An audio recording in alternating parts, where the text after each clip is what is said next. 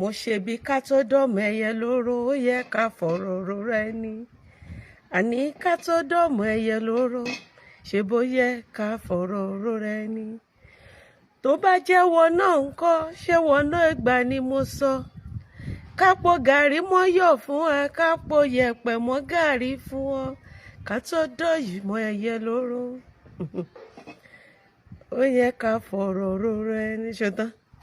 ibi àwílàdé yìí kára náà wá bọ́ síta báyìí ká lásìkò ẹ̀san dé ká ní ọmọ lágbájá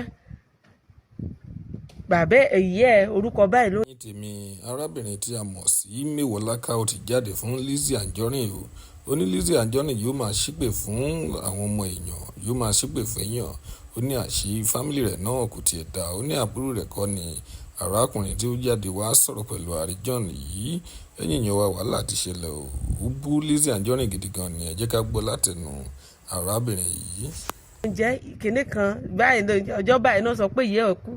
ìwọ náà káyé ẹ̀ dáa tọmọtọmọ kó o má gbọ́mọ gbìn kó o má rí ikú ọkọ kó rí ẹ̀ má burú kó o má dẹni àgbégbìn àdàbí tó bá ti jẹ́ wípé kì í ṣe wípé jẹ́jẹ́ àwọn èèyàn lójókòó tán wà láàyè tó lọ́n post RIP láyé ẹ ló fi máa ṣe kinní kan ni orí ẹ fi máa kànkè wà orí àákànkè ò ní ṣìṣe ò ní ṣìrìn ò ní kúkú òjijì káwa máa sọ bẹ́ẹ̀ ṣé tábà ní báwo ló ṣe fẹ́ rí lára ẹ̀ tó bá ní òmọ̀ràn sọ mo lè sọ̀rọ̀ sí lágbájá tí lágbájá bá dé mà sọ̀rọ̀ sí ṣé o mọ tó fẹ́ bá lẹ́nu lágbájá ni ṣé o mọ̀ bóyá ibi títí ẹ̀ parí sí ni tiẹ̀ ti bẹ̀rẹ̀ mi ò ní gbà ó ṣẹ̀ mí tán bá ti bẹ̀ẹ́ tán bá ti ló ti tó jẹ́ ó tó kò sí ọmọlúwàbí mi ìgbàgbọ́ pé èèyàn kan wà tí ìbínú tán bá ní ọmọlúwàbí ènìyàn ni kì í bínú màá ní ọ̀rọ̀ ni kò sí èèyàn kan tí ò ń bínú ṣe bá lómi ẹra lẹ́jẹ̀ ara níṣan lára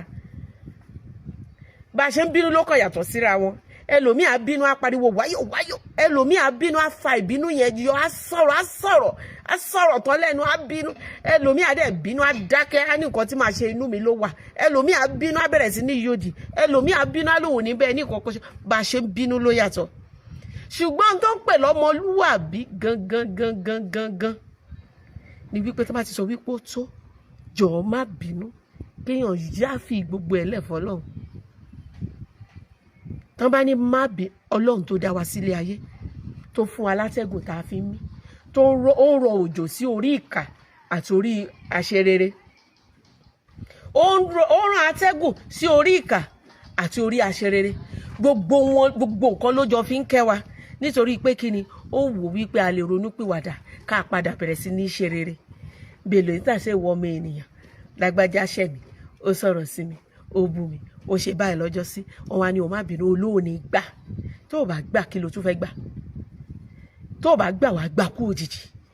tó o bá gbà wá kàn dín nínú yọ̀ tó o bá gbà wá fọwọ́ ara ìṣera rẹ tó o bá gbà wá gba àbùkù wá gba ẹ̀tẹ́ tó o bá gbà wá gba àbùkù wá gba ẹ̀tẹ́ wá gba ẹ̀sín tó o bá gbà wá nìkan dá yí ẹ̀ ṣe ó ìmọ̀ tó ń pèlè aláṣejù ni wọ́n ní pẹ́rẹ́ ní tẹ́ tán bá ti ń pọ́n wálé ẹ̀jẹ̀ a máa pọ́nra wálé ayé yìí náà la fi ká tó mo máa ń sọ̀rọ̀ kan gbogbo mi ò ní gbà gbogbo mọ̀ mí ni mo burú mo le gbogbo wa la máa padà wá darúgbó gbogbo wa ló jẹ́ gbogbo ọmọ tá à ń pariwo mọ́ padà go and sit down there go and bring that thing àwùṣe kíni kan àwùṣe gbogbo wọn náà máa padà wá máa sọ fún wa wípé girama ìjókòó síbẹ̀ yẹn girama ẹ̀yìn náà ẹ̀ gbọ́rọ̀ àwọn ọmọ tá à ń kó jẹ̀ náà máa padà wá kó wa jẹ̀ lásìlásì kí la wá ń bá kiri kí la gbé tá à ń gbé báwo ni tiwa ṣe jẹ́ kí la fi yàtọ̀ sáwò tó kù kí ni what is the so special kí ló gbé tó ń gbé ọkọ mi ṣẹ̀mí mi ò ní gbà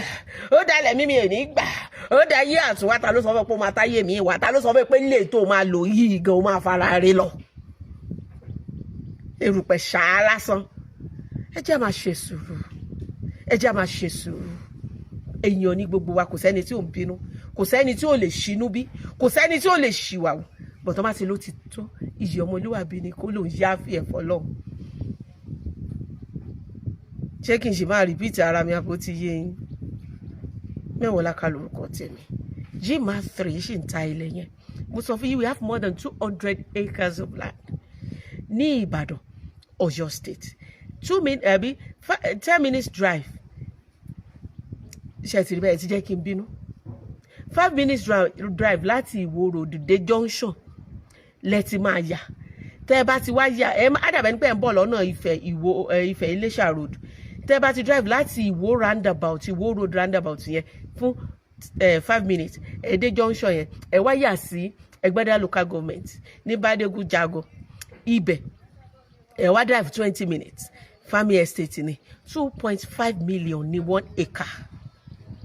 tó bá ra 5 acres wàá gba 1 acre extra that means buy 5 acres get 1 acre free tó bá dẹ̀ fẹ́ ra a plot 500 naira as in 500,000 naira 2 plots 1 million naira ilẹ̀ tó ní C of O ilẹ̀ tó wà gated ilẹ̀ títí tí débẹ̀ ní pé G-Man 3 Mewolaka lórúkọ tèmi. Assalamu alaikum warahmatullahi wabarakatuh.